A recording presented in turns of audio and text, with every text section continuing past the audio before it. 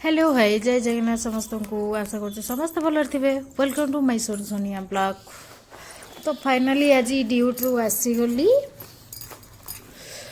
तो आसला पर आज प्लानिंग थिला कहीं रखा रखी करदेली। बहुत किसी आज प्लान थिला तो टिके मो हेयर को टिके साइज सुइज करदेली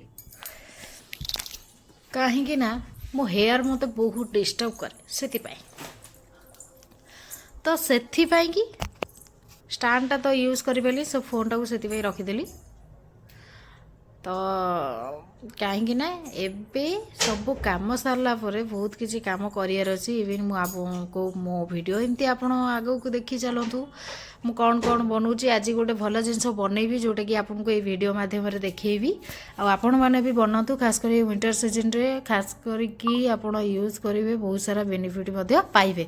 इवन मत ये वीडियो रे आसी थैंक यू कहे बेनिफिट मिलला कि नहीं। सो से जहाँ कम थिला चार्ज एरिका बसबार थिला ड्यूटी आसला पर यहाँ सब कम कौटी कौन अच्छी साइज सुइज कर रख कहीं मो हजबैंड को पसंद नुह किसी अलिया मलिया है। सो से कि आग आसले कौट कौन अलिया मलिया हो जाए कौन ताकू सजाड़ी दिए सजाड़ी देलापर एवं तो फाइनाली आसीगली फ्रेश होकरी। तो देखिपे यहाँ कौन सोरिष तेल एक्चुअली मु तेल टिके बनईबी मम्मी बहुत चुटी उपुड़ी इवन डैंड्रफ भी होची। तो से कि फाइनाली आज होम रेमेडीटा मुझे देखुची यहाँ मुझे बनईक लगाए से कौची। अवश्य भगवान मत चुटी बहुत देना कि जी भी देन से जतन टे रखीदे आ। तो एबे फाइनाली आमे जिबा क्या मम्मी देते घर घी कुआरी आउ मेथी मो पाखे थिला कला जीरा थिला कहीं ये सब जिनसपाई दरकार। तो प्रिपेरेसन जितेबाला भी करेंगे सोरिष तेल रे पड़ो कंचा घी कुआरी जोटा कि मत मम्मी देते मु घर आसती मंडे दिन नहीं तो बनईबी बोली मत टाइम होना। तो से कि आज फाइनाली मत टाइम आसीगला। तो कंचा घी कुआरी जोटा कि फ्रेश गचर घी कुआरी ता सांग को आमर भूसंग पत्र जोटा आसूची इवन आपणकर कौन पियाज कला जीरा आ मेथी।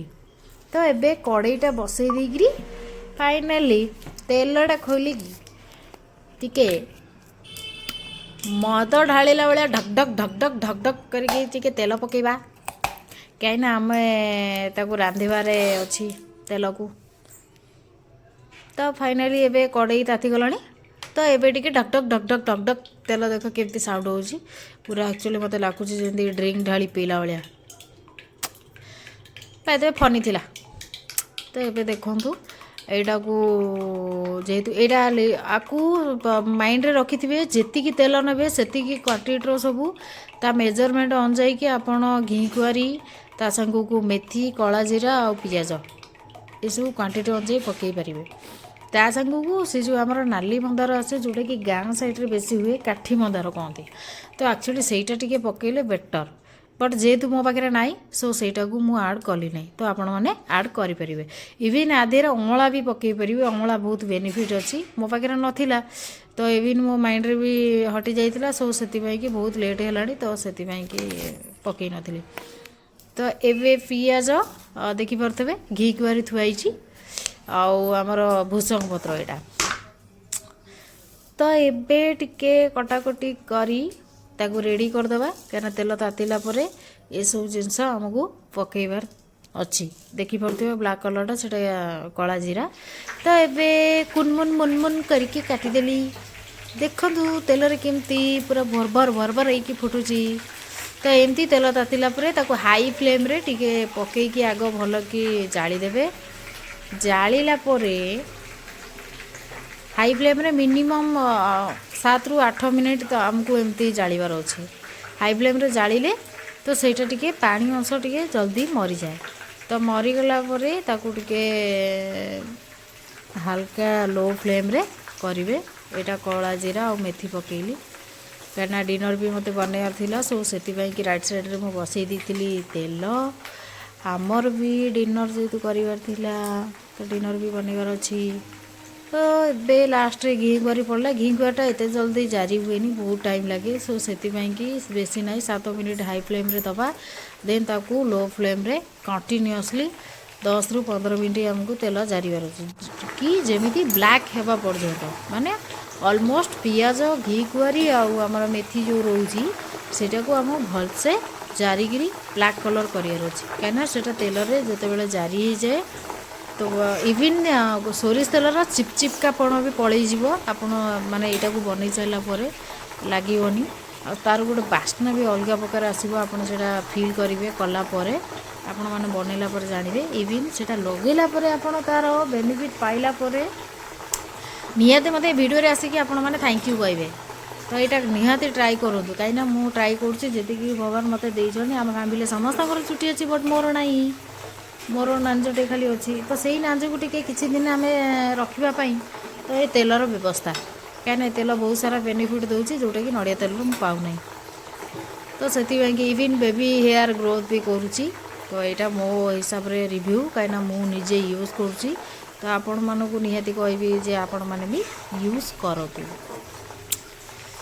तो बारंबार एमती टिके हल्का हल्का टिके चामच दौथे कहीं तले मेथी आउ कला जीरा अच्छी टिके घाटिले तल ऊपर हम टिके बसुट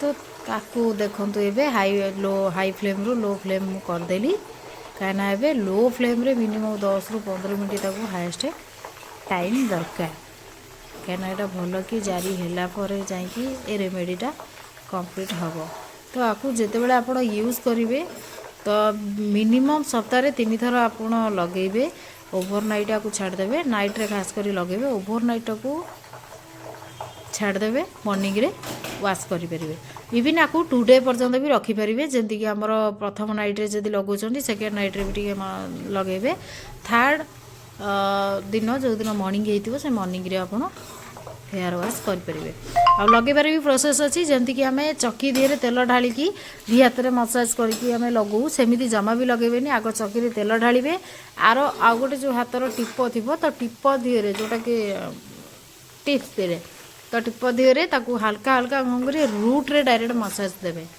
कहीं सेमती करने द्वारा आमर रूट रे तेल पहुँचे तो एपटे देखूँ मोर सिमेई भजा हो घी पकईकि मुझे फ्राएड करुच्ची आई मीन रोस्टेड करुच्ची कहीं सिमेई टी करार तो जेहेतु संक्रांति थिला तो से कि नाइट रे आउ वेजिटेबल तो किसी खाई हेनी से आम काजू किशमिश टी पकई दी सिमेई टी बनई दी संग परोटा टी पड़े दी तो ये फाइनाली क्षीर देकरी रेडी हो गला यहाँ मिनिमम एना 10 मिनट फुटब पानी टी आउ टे दिहब तो आपरे परोटा बनईकरी खाइबी शोबू ये हूँ आज वीडियो एवं देखूँ तेलटा ऑलरेडी रोस्टेड हो गला आई मीन से जो पियाज गुराक सब जारी हो गला तो ये यहाँ टोटाली कम्प्लीटली जारी है आपको कौन करेंगे ओल्हे देवे ओल्हे देला पूरा भलसे ठंडा हो गला आपको छाणीदेवे छाणीदेला तार जो बाकी जिनस गुरा बाहर फिंगिदेवे इवन तेल में पकई भी ये करेंगे किंतु जेहेतु जाली डबा सेमती किसी तो हो पार तो से डायरेक्ट आपको छाणिकी लगेबे वीडियो भल लगी लाइक करेंगे।